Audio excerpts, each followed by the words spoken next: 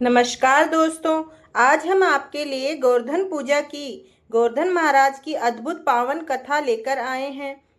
गोवर्धन पूजा की पावन कथा के अनुसार द्वापर युग में जब भगवान कृष्ण अपनी लीला करने के लिए अवतरित हुए, तभी एक समय देवराज इंद्र को अहंकार हो गया था। इंद्र के अहंकार को दूर करने के लिए भगवान श्री कृष्ण ने एक लीला रची। भगवान श्री कृष्ण ने देखा कि पूरे ब्रज में तरह तरह के पकवान बन रहे हैं और सभी ब्रजवासी किसी पूजा की तैयारी कर रहे हैं। यह देखकर भगवान श्री कृष्ण ने अपनी मैया से पूछा, माता, ये सब किस पूजा की तैयारी कर रहे हैं? मैया यशोदा बोली, कन्हैया, हम सभी देवराज इंद्र की पूजा करने के लिए अन्नकूट की तैयारी कर रहे हैं। यह सब सुनकर भगवान श्री कृष्ण आगे पूछते हैं कि हम इंद्र की पूजा क्यों करते हैं मैया? मैया यशोदा ने उत्तर दिया, हम इंद्र की पूजा करेंगे तभी तो अच्छी वर्षा होगी, और यदि अच्छी वर्षा होगी तो अच्छी पैदावार होगी, जिससे हमारी गैया को अच्छा चारा मिलेगा, हमें अच्छा अन्न मिलेगा। यह सुन भगवान भी कृष्ण ने इंद्र की निंदा करते हुए कहा, लेकिन मैया, हमें तो ऐसे देवता की पूजा करनी चाहिए जो स्वयं प्रत्यक्ष आकर पूजन सामग्री स्वीकार करे। यह सुन मैया यशोदा के पास बैठी गोपियों ने कहा, 33 कोटि देवी देवता के राजा की इस प्रकार निंदा ना करो कान्हा। तब भगवान श्री कृष्ण कहते हैं कि इंद्र में क्या शक्ति है जो वो हमारी रक्षा करेगा? इंद्र से ज्यादा शक्तिशाली तो ये गोवर्धन पर्वत है जो वर्षा का मूल कारण है।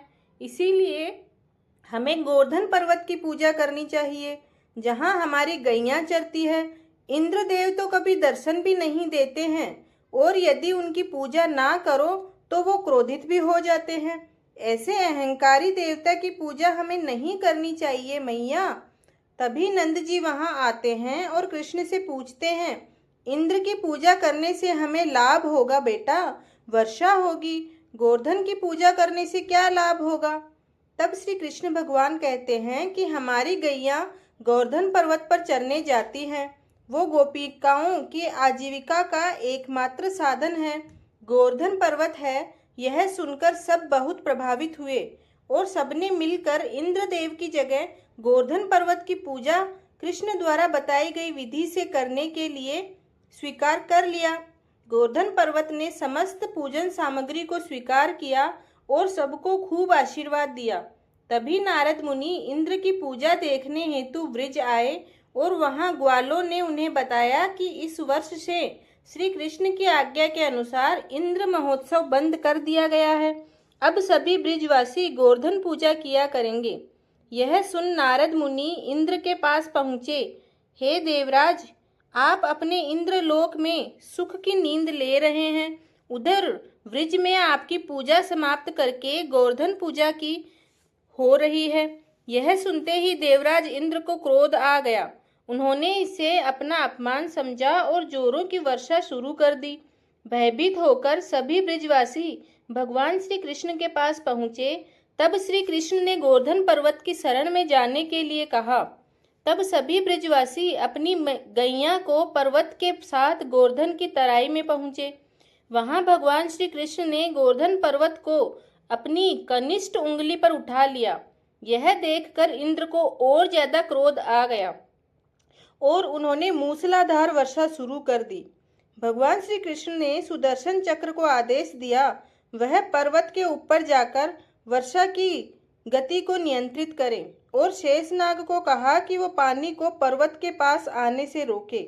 इंद्रदेव लगातार 7 दिन तक मूसलाधार वर्षा करते रहे और सभी ब्रजवासी गोवर्धन की छाया में सुखपूर्वक रह रहे थे। यह देखकर इंद्र को शंका हुई, उनका मुकाबला करने वाला कोई साधारण मनुष्य नहीं हो सकता। तभी ब्रह्मा जी वहां प्रकट हुए और इंद्र से बोले, आप जिस बालक को परास्त करने की कोशिश कर रहे हैं वो कोई और नहीं, भगवान श्री हरि नारायण हैं। वो पूर्ण पुरुषोत्तम है। यह सुनकर इंद्र ने भगवान श्री कृष्ण से अपनी भूल की माफी मांगी और इसके बाद उन्होंने भगवान श्री कृष्ण की स्तुति की। उसी दिन से गोवर्धन पर्वत की पूजा की जाने लगी, जो दिवाली के दूसरे दिन पूजा की जाती है। अगर आपको ये कहानी पसंद आई हो तो चैनल को लाइक, शेयर एंड सब्सक्राइब जरूर करें। धन्यवाद।